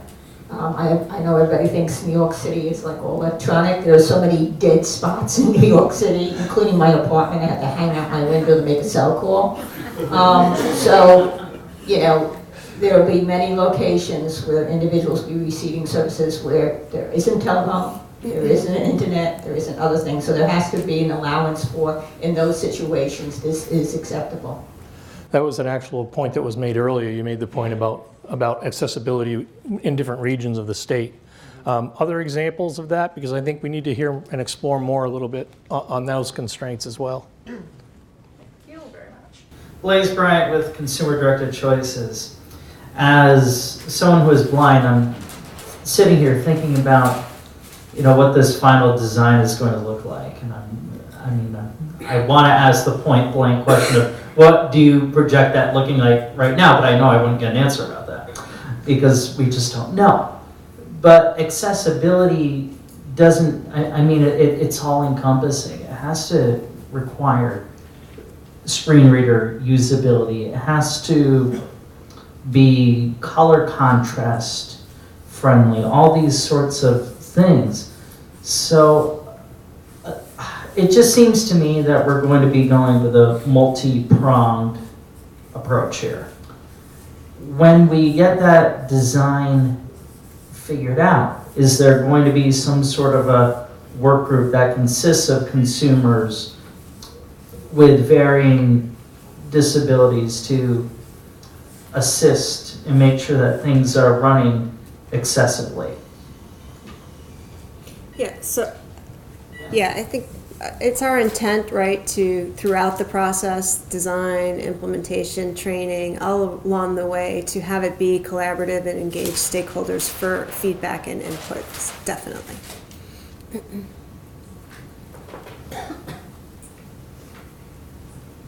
We're doing good, folks. Appreciate it. I mean, there's actually a lot of regulations that have to be complied with as well, in addition to balancing out the approach to the design, balancing out the approach to input from all of the stakeholders. Go ahead. I'm a consumer, and for me personally, the least burdensome system will be a web-based timesheet that does not require instant signing in and signing out, and has a very broad interpretation of location. And then I guess overall, for a system, I just like something that would be very flexible for everyone with different needs and would not take away my rights as an employer. Mm-hmm. Thank you. Very good. Other folks, concerns or other agreements?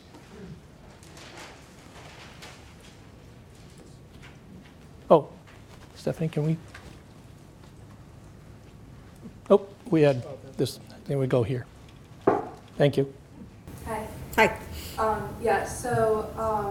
actually starting consumer care literally in like 2 days.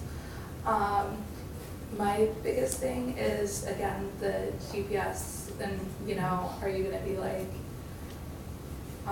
knowing like where me or my PA is? Because that seems, seems like not quite right. I just wanted to agree that I don't think like GPS or biometrics or stuff should be involved. Yep.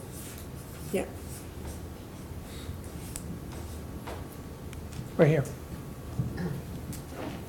I just wanted to echo the sentiments of Blaze about accessibility, ADA accessibility. It continues to shock me the number of programs that run services for disabled people that are not ADA accessible.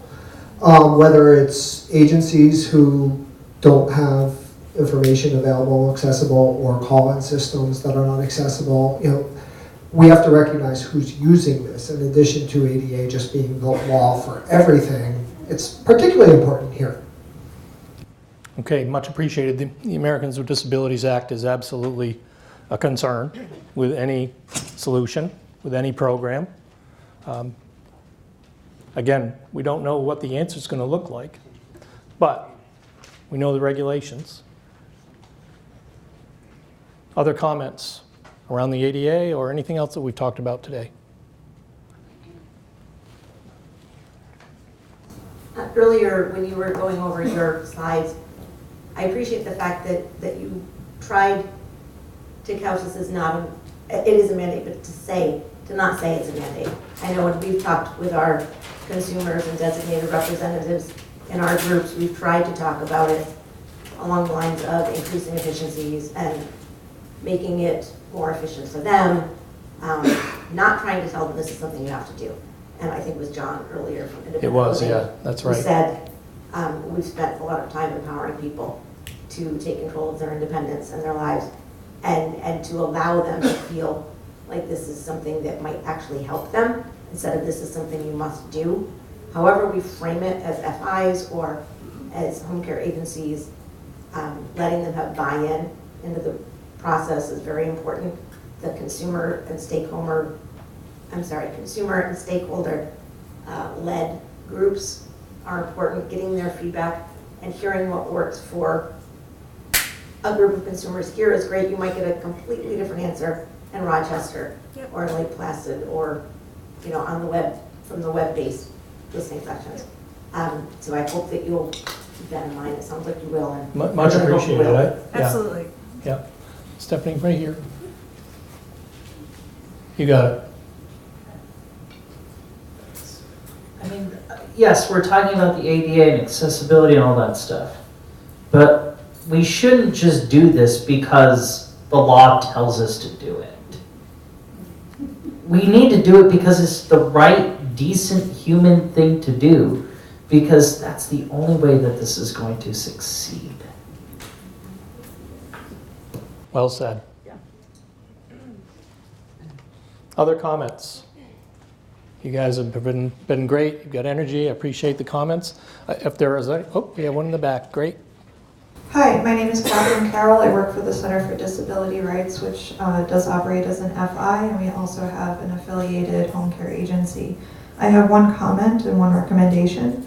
My comment is that any difficulty or resistance in a person onboarding to an EVV system is going to deter or basically impede the recruiting of attendants, especially people that need to be working on short notice. So if someone needs to onboard on a Saturday in order to work on Monday and they're having problems and the EVV system does not have consumer support on weekends per se, that's a problem.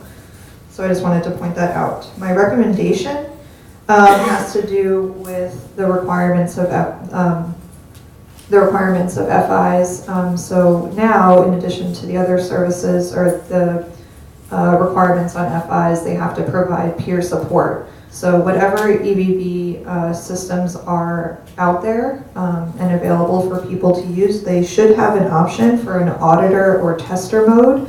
So if I have if I'm connected to someone through a peer support program and I'm having a problem, I need them to be able to access the system as a tester or an auditor so that they can see the problem that I'm experiencing and support me as my peer. Very good. So support is, or system support in a sense, resolving problems. Okay.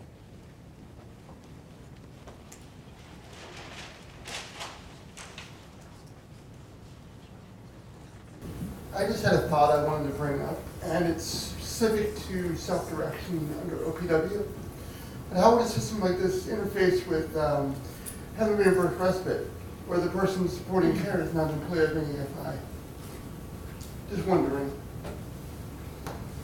So you're speaking to respite services? I'm speaking to family reimbursed respite under self-direction under OPWDD. In that situation, the person providing care is not an employee of any FI. Right. So I'm wondering how that would work under this system. Okay.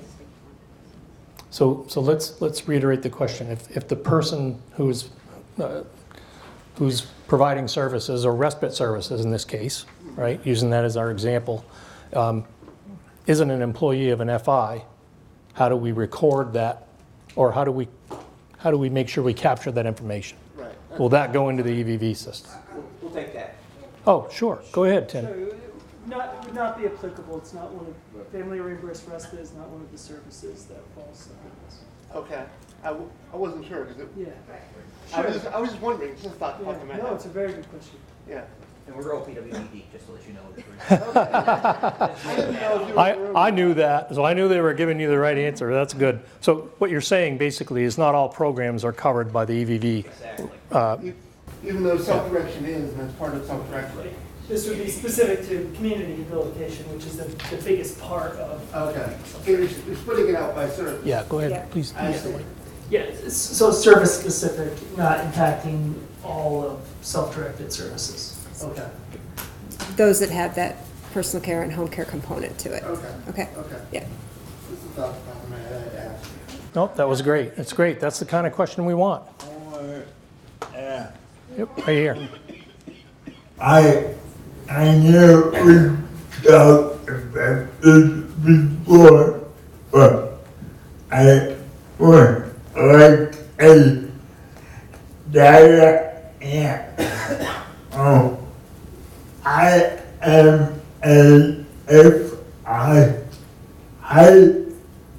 Right now I am mandated that had this implemented by the end of the year.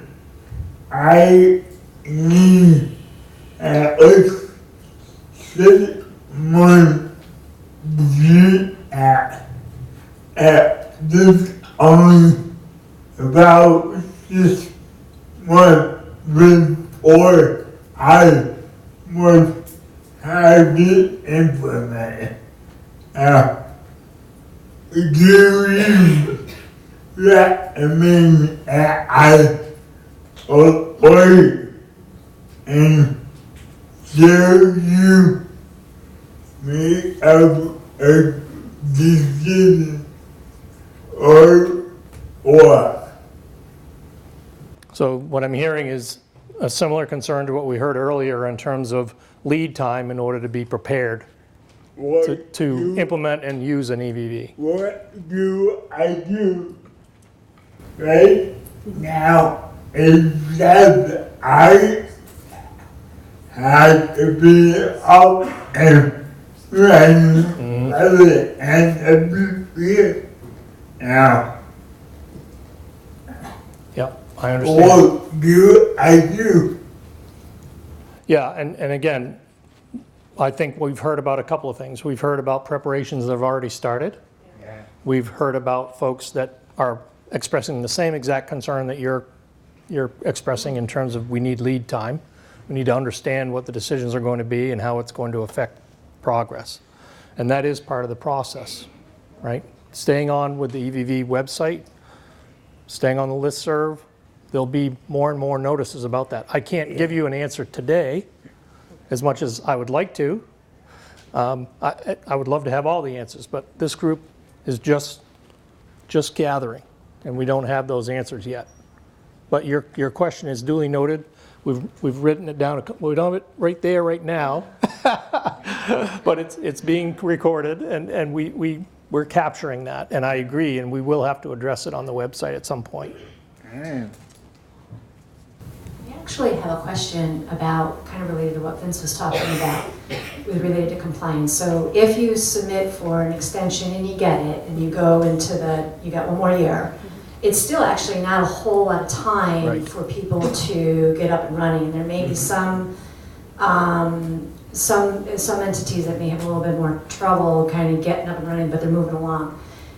The penalty for the state, the compliance, is it 100%, or is the federal government going to be somewhat flexible with you to say statewide you can have like 10% not be up? Like, how does that work? Do you know yet? So I don't know the detail of the implementation of the penalty. I just know what it is. So CMS has told us for failure to comply in the first year, it's 0.25% of the FMAP that we receive. So the federal share of the cost of the services. And then that penalty grows by 0.25% each year until it reaches a full 1%. And the penalty starts for personal care in 2020, and then it would start for home care in 2023. What my understanding of the implementation of the penalty is, if we are successful in getting the extension, the penalty can only be waived for the first calendar year. So when we talk about, and to Brian's point, about 6 to 8 months to implement, so I think, right, those are all types of things I think we'd need to consider around the time frame. So, moving forward through the design process, I think an obvious goal, trying to avoid penalties, right, beyond the 1 year extension period, and then making sure there's enough time in the implementation for the 6 to 8 month period. But the detailed questions about, someone is and someone isn't, I certainly we can get feedback from CMS on that, but that's the extent of the. I think that they'd be a little bit, 100%, how can you? Well, again, when you. I think it's like, does the state have an EVV, there's sort of two questions there, right? Has the state implemented an EVV system, and then is everybody underneath compliant with that EVV system? Those may or may not be. We'd have to ask CMS two different questions, right? In my thinking anyway. And I would add federal medical assistance percentage, FMAP. FMAP is what the numbers that we're talking about here, right? What you're suggesting. And CMS has to work with every state Medicaid agency to figure all these things out. It isn't a simple question, percent boom, no matter what. So the FMAP piece is interesting because it is part of the regulation. It's an enforcement incentive that CMS has a right to. I think we certainly share the goal of moving forward in a meaningful time frame, right, to avoid the construct of the penalties for which CMS has put out there for us. Yeah. Thank you. No. I mean that's the whole idea. We don't want to give up that funding. Okay. Hi, I just wanted to clarify the penalties, and obviously, we're going to work to just not have penalties on the table, but I just want to clarify because it's actually the first quarter is 0.25%, it increases to 0.5% for the next quarter, 0.75% the third quarter, and then a full percent for the fourth, and then 1% moving forward. So I just don't want to give sort of false expectations there, and hopefully we never have to deal with it, and no penalties whatsoever, but it is sort of a graduating scale of penalties. Yep. Yeah, you're right. I mean, you're quoting right out of the reg, and that's good. It's good for folks to take a look at it. It's buried, unfortunately. 21st Century Cares Act is way down there in the federal regulations, but you're right. It's a graduation, and it's hopefully to be avoided.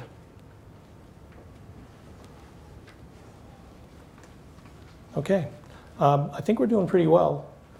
If there are other, we have someone else. Okay. I just wanted to mention something that has been said but not really directly, and that is the ability of consumers under self-direction, CDPAP, to control their plan of care. And that some of these systems that are currently out there and available are going to remove those abilities and erode the ability for consumers to actually control their plan of care, especially when they have systems that require preset scheduling. We absolutely want to encourage the state not to have a preset scheduling requirement, but also when it comes to the way that consumers supervise and attest to a timesheet, and looking back at how many hours are currently available during the week, so kind of reviewing how many hours and minutes have been used from their plan of care in the middle of the week, and ensuring that that review process is transparent and can happen without third-party intervention. So there's no need to sit on a phone line and call somebody and wait for them to respond to you. That's something that you can immediately access within a second's notice. Yeah. Thank you. Again, thinking about the parameters around the system that we implement, right? Thank you. Okay, right here. Hi. Kendra just brought up something that triggered something else in my head, and I think it's important to gauge the impact of EVV on what it's going to mean to consumers' authorizations. If somebody has their PA working from 8 to 12, to pick two random times, and that person signs in and calls in at 7:57 and checks out at 12:06, Well, that consumer now has 9 minutes. And if that happens 5 times, suddenly on Saturday, they've lost an hour. And they're going to potentially get some denial or some sort of mechanism in the phone system saying that the PA has worked too long or they're not authorized hours. And that has the potential, as technology comes, technology makes things easier, but technology is unforgiving on those small pieces. So I think we have to recognize that and somehow build that into the system. Thank you. Okay, I think that's a valid note too, because we will have to balance the plan with the actual, right? There's just something I want to add to that.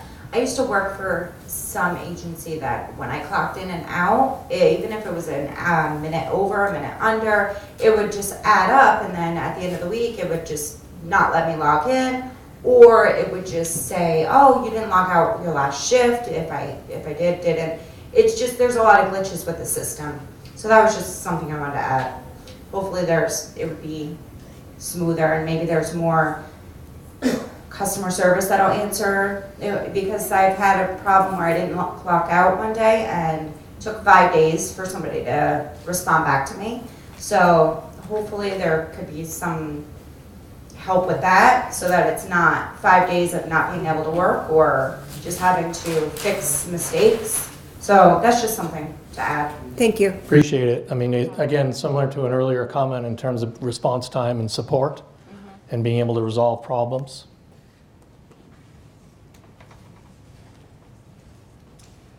So I do want to just have folks understand that we've got, a ways to go on our listening session schedule. And so if there's something that you didn't get a chance to say today and you want to communicate to us, certainly feel free to do that along the way.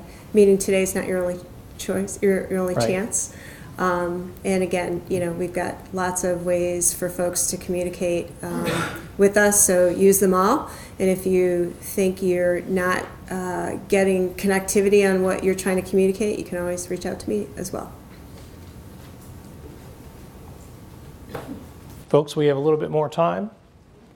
Or Lana, just kind of, I don't know if you're looking to close. Lana, do you want to close? Or how are you feeling? It's really up to the audience. Yeah, I mean, it's up to all of you. Oh, we have other comments.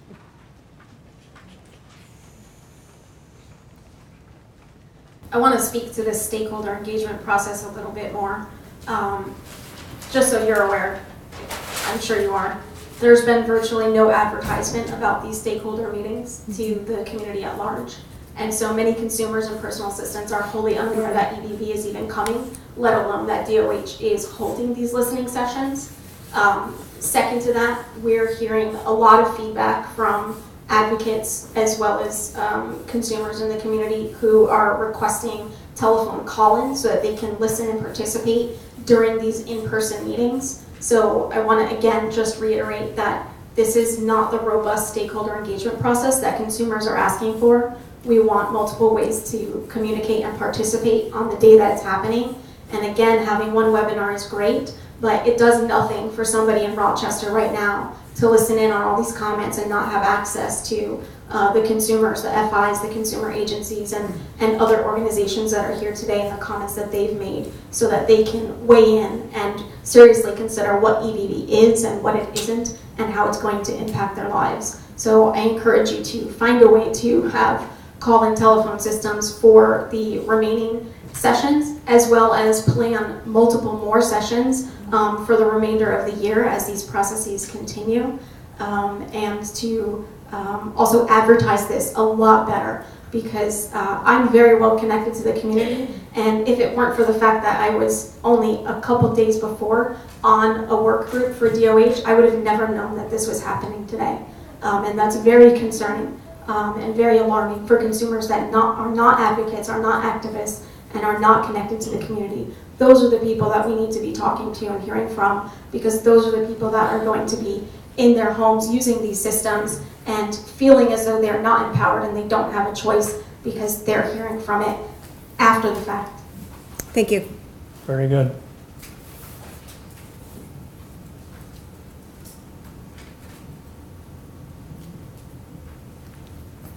All right.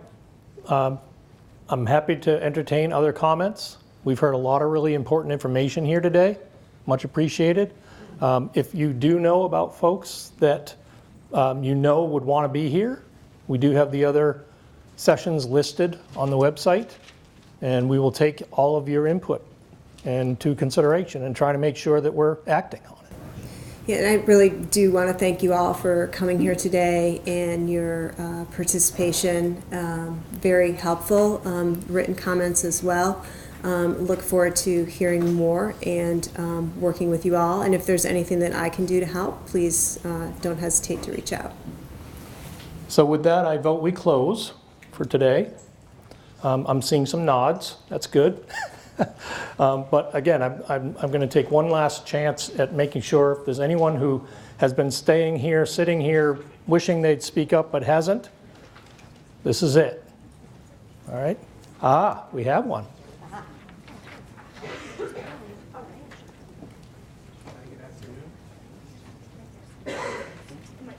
It's Hi, good afternoon. Hi. My name is Brett LeBrie from Freedom Care.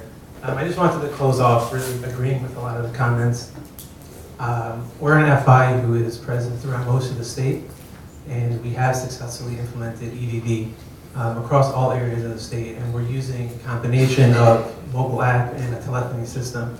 So I would very strongly echo a lot of the points here about provider choice being the #1 thing that we need to keep in mind. There are so many different agencies, consumers, caregivers, and to have one size fits all will simply not work. And #2, really just to echo that, it's going to be a lift for a lot of stakeholders, but it's definitely possible. So I want to echo that as a provider who's been working on this for 2+ years, and we've actually have, between the mobile app and the telephony system, close to 99% EBB compliance. It definitely has its challenges and need to have very robust support, but it can be done in a way which works for everybody. Thank you. Very good. Any other comments based on this last comment? Lana, I think we can wrap. Thank you very much, everyone. Have a rest of your nice day. Continue to stay in touch. Thank you all. Please remember to take a look at that website. We'll have this information out there. We'll put more updates as we go along. Thank you.